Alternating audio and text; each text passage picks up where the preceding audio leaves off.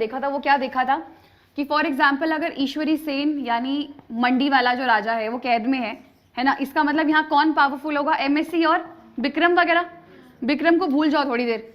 फिर संसार चंद, ये वो कौन सा टाइम है जब बिलासपुर के राजा क्या करेंगे, किसको बुला के लेकर आएंगे, गोरखास को, है ना।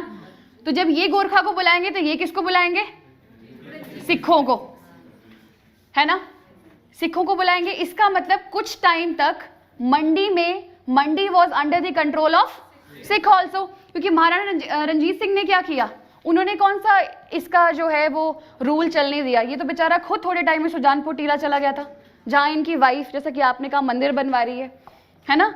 तो इसका मतलब for a while Mandi also came under the influence of Sikh.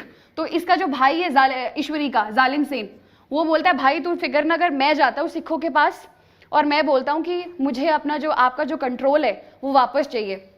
तो जब कोई भी जगह किसी के अधीन आती है तो उनको ट्रिब्यूट पे करना पड़ता है, नजराना भी बोलते हैं, बहुत सारे लाखों रुपए का हो सकता है। तो जब जालिम सेन ने यह हरकत करी तो सिखों ने जो नजराना है वो और डबल कर दिया।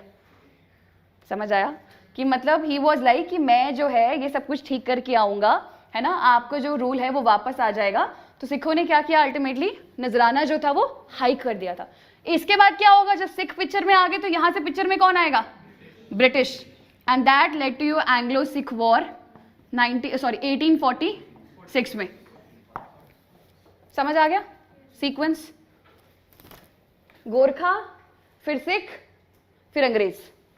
ठीक है, ईश्वरी सेन में लिखना है तो लिख लो एक दो लाइनें,